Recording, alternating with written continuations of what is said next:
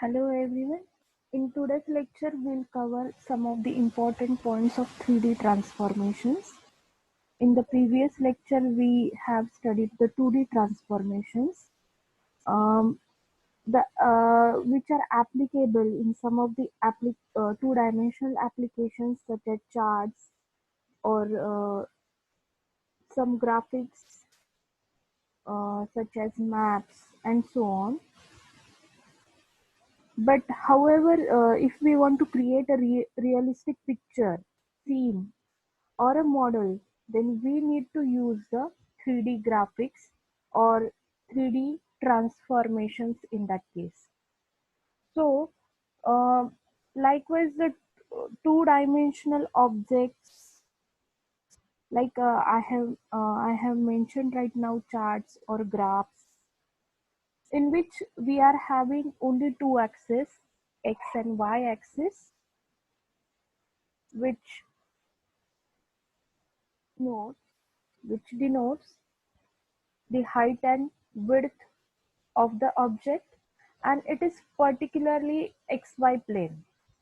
But if we consider a 3D transformations, then we have to deal with the additional axis or extra axis, that is a z axis, which is nothing but the depth of your object. So this creation of realistic pictures, it is an important task in the fields such as simulation, design, entertainment, advertising, research, education, command and control. So, to create this realistic picture, we must process the scene or the picture through viewing coordinate transformations and the projection routines that transfers the three-dimensional viewing coordinates onto the two-dimensional device coordinates. So, in the window viewing transformations, I have I have already explained you the concept of the windowing transformations or uh, viewing coordinates and the device coordinates, right? So that is the main basic difference between the two-dimensional transformations and the three-dimensional transformations. So in today's lecture, we are going to study which are the basic transformations that are here to create the realistic pictures or realistic objects. So before starting these transformations, here we are having two systems in the 3D transformations. First one is the right-handed system, and in the second one is the left-handed system. So what do you mean by this right-handed system? In which the thumb of your right hand thumb, which points towards the positive z direction when we imagine the fingers curling from positive x-axis to the positive y-axis, and these are in which manner? These are perpendicular to each other, making an angle of 90 degree. Means in right-handed system, the thumb denotes the positive z-axis direction, and the curled fingers denotes the x and y-axis perpendicular to each other. Similarly, with the left-handed system, the thumb of your left hand denotes the uh, positive z-axis, and the curled finger shows the direction of x and y axis perpendicular to each other. So these basic two basic systems are very much important in 3D transformations. The rest basic transformations that are as similar as to the 2D transformations. So if you remember the transformations we have studied in the 2D transformations, that are the translation, scaling, and rotation. The similar we are going to study in three-dimensional, but but with the additional axis, z-axis, which denotes the depth. In two dimensional transformation, or in 2D transformations, we have seen one of the concept, that is homogeneous coordinate. And with considering that homogeneous coordinate, we have studied this three transformations, and we have figured out the matrices for that, which are 3 by 3 matrices. But similar concepts, similar transformations in three-dimensional, if we take in three-dimensional, that is the three-dimensional translation using homogeneous coordinates. So for that purpose, we we are having the third extra axis with us, so the transformation matrix is of size 4 by 4. Here I am sharing you the screen in which you will get the clear idea with the help of diagrams.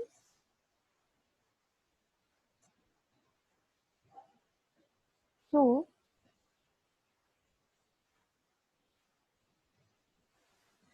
in three dimensional transformations, the basic transformations are same as the two-dimensional transformation, translation, scaling, and rotation, and other transformations are also similar. Only the uh, on the basis of the additional axis, the matrices will get changed, and the other transformations are also same: reflection and shearing. The first one is translation. So here you can see the translation matrix with homogeneous coordinate for three dimension. So it is, you can see here TZ, we are having the third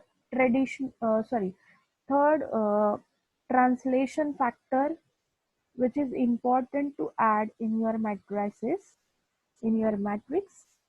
It is a 4 by 4 matrix. You can learn it. It can also be asked in the MCQs.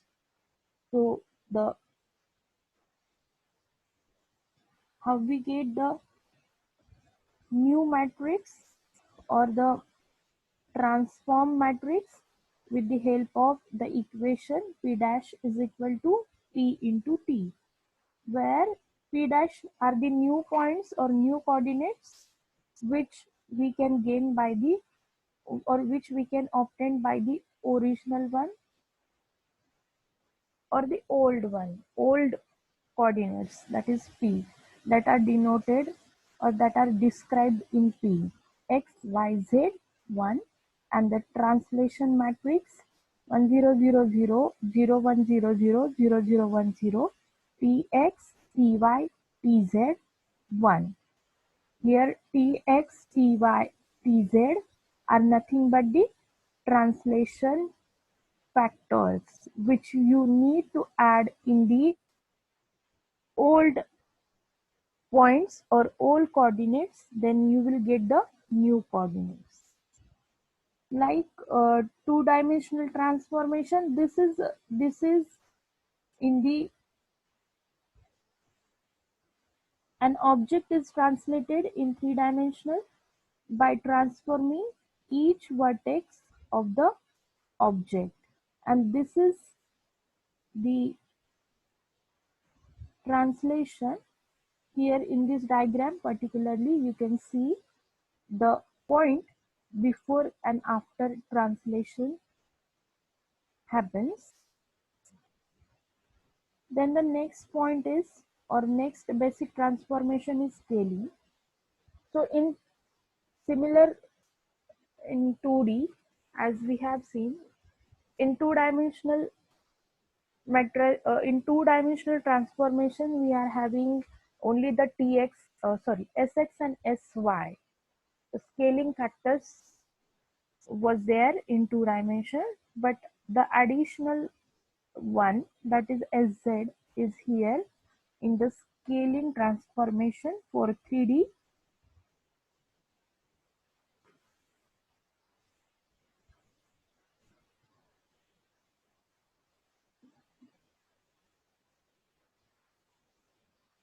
So here is the matrix with homogeneous coordinates, that is of 4 by 4, in which 3 scaling factors for the 3 axes is given: Sx 00, 0 Sy 00, 00 Sz 0, 1, and P dash is equals to P into S. That is for getting the modified or scaled object, you need to multiply both of this, that is the old one, old point coordinates, into the scaling matrix, scaling transformation matrix. So finally you will get x into sx, y into sy, z into sz 1. So that is the scaling transformation for 3D. Remember, in this case, you have to, it is not like 2D transformation. It is not uh, similar steps you have to perform, but instead, if you want to scale the object, then firstly you have to translate the point into the origin, at the origin. Then we have, then from the origin you can scale the object, and again in the third step you have to translate it back to the original position. So these are the necessary steps in 3 dimensional, because if the point is other than origin, so in that case you have to do this 3 steps. Then after scaling, rotation is there. So it is similar in kind. Clockwise direction and anti-clockwise direction we have seen for rotation, in which you can rotate your object by some angle theta in clockwise or anti-clockwise direction. So the rotation is somewhat different than the previous 2 basic transformations, because we have to take the rotation by considering the particular axis. So a rotation is something different than the 2D transformation. So if you remember the rotation in 2D, the matrices, the matrix we use for rotation with homogeneous coordinates in counterclockwise or anti-clockwise direction, if you remember, it is cos theta sin theta 0 minus sin theta cos theta 0, 0, 0, 1. That is a 3 by 3 matrix which we have used for 2D rotation. But in this case of 3D transformation, 3D rotation, we have to take it with the rotation about particular axis. So first we'll see the rotation about the z-axis. So similar rotation we have taken in counterclockwise direction or anti-clockwise direction for 2D. It is placed similarly in this particular rotation matrix of z axis at the first place. Okay, you have to remember this concept, or conceptually you have to remember these topics, these points or these matrices. So it is cos theta sin theta 0, 0 minus sin theta cos theta 0, 0, 0, 0, 1, 0, 0, 0, 0, 1. So these matrices, rotation matrices, are very much important. It can also be asked in the MCQ questions as well. You can see in the diagram how actually it is going to be rotate considering that particular axis. So it is given here in the diagram, and always remember that the positive value of an angle theta indicates which direction it is counterclockwise, means anti-clockwise direction. And for clockwise rotation, you have to change the theta, that is you have to take the negative value of theta, minus theta you have to put there, and accordingly you have to calculate the values. Similarly, considering x-axis, the rotation matrix is given here. The rotation matrix is given here.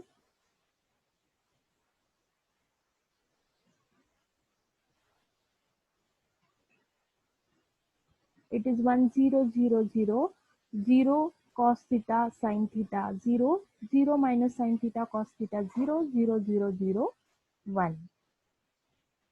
And similarly, for the last one, that is considering the y-axis, so it is given as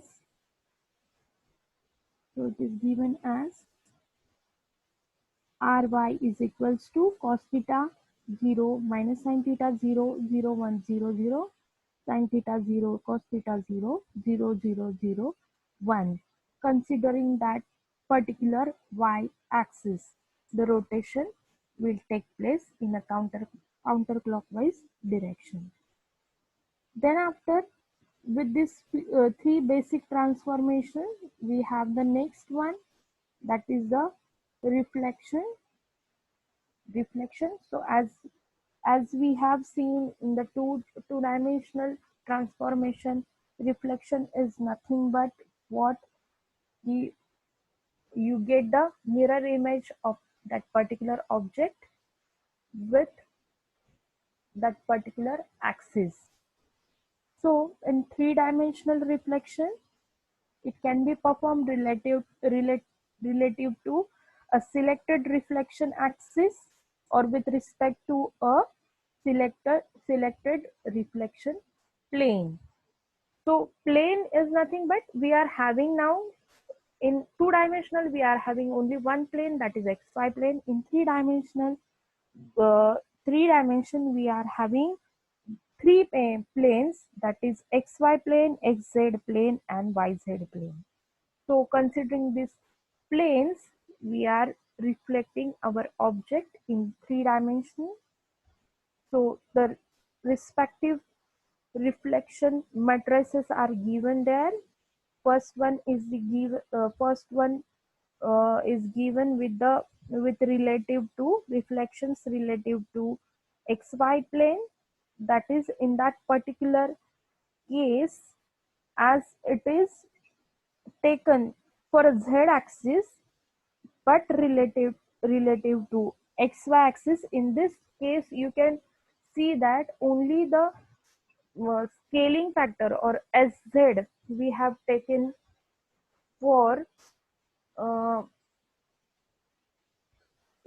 here we can see in this particular only the scaling factor sz is -1. Okay, the rest of the diagonal elements are 1. Only the one element which is related to the z axis, that is minus given there or negative given there. Similarly, for y axis and for x axis, you can get the same thing, that is for RFY means reflection relative to xz plane, or it is with considering the y axis. So it is 1 0 0 0 minus 1 0 0. So in place of sy it is -1, the rest are the positive values. Similarly with x-axis, the element only related to sx is -1 and the rest diagonal elements are 1 1 1. Okay, so that is the point of reflection or the other transformation, considering the other transformation. And the last one is the shear transformation. So the in shearing transformations also, as you have seen, particularly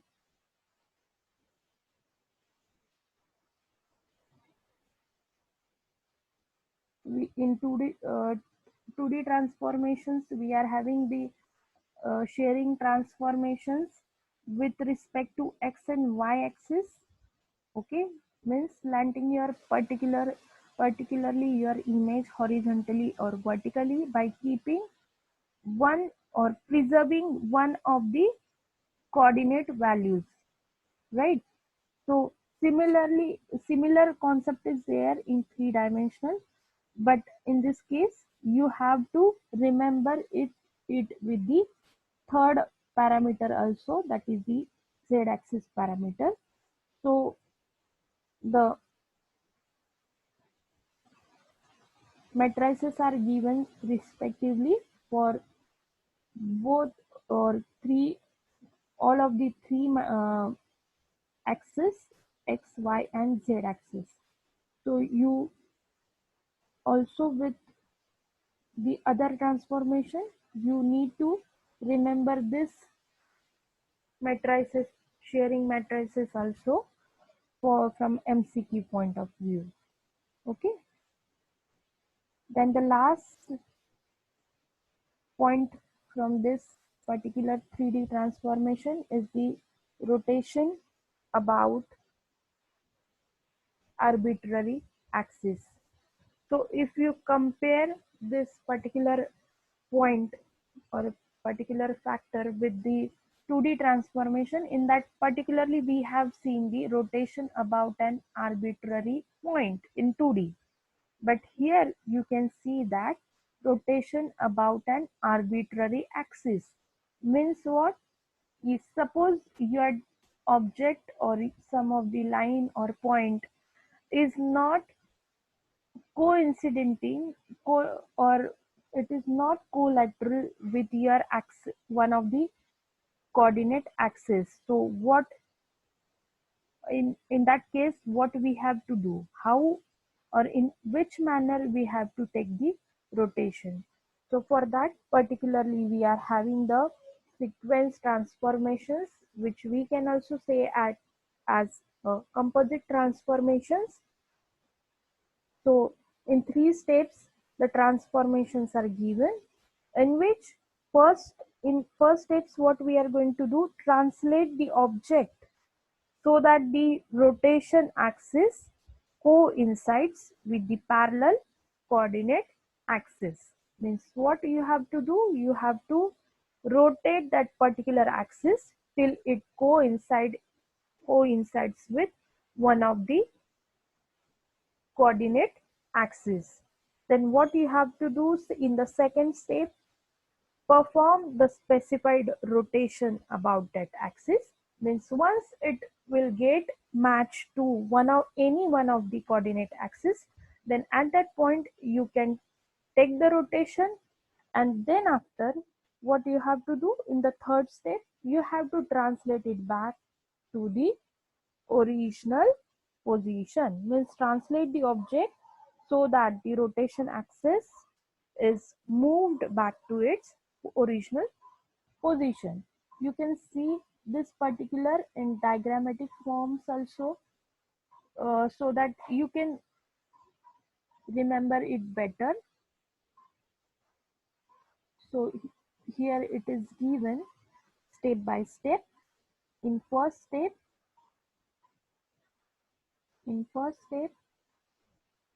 here is the P1, P2, or the axis rotation. The axis which we have to rotate is defined by the points P1, P2 in the first diagram A. In second diagram B, what we have taken? We have taken that particular axis to the origin, translation of the rotation axis to the origin. Then in third step, what we did, rotation of the unit vector about x-axis to bring it into xz plane. Okay, means particularly you have to take it take that particular axis in some plane or till it will be parallel to some of the coordinate axis. Then in the third step, what you did, you have taken the rotation of that particular unit vector about y-axis to align it with the z-axis. Okay, so in this particularly, in all of these steps, you can see that it is the sequence transformations. It is the sequence of number of transformation, or it is also it can be also said as it is a composite transformation. So this concept is very much important considering the 3D transformation, and this you have to remember because the final step or the middle one steps can be asked in the exam. From theory point of view, the whole question can be asked for 8 to 10 marks, but now for considering MCQ point of view, the steps may be asked, or the final conclusion or the final end result of this particular topic or concept can be asked in your MCQ exam. So these are very important topics with the 3D transformations that we have taken today. Projection is also one of the part of 3D transformation, in which we are having different types of projection, parallel and perspective projection, and again the classification of that particular type. So in the next lecture we are going to cover it. Uh, we are going to cover it with the all of the concept of that particular projections. So thank you guys.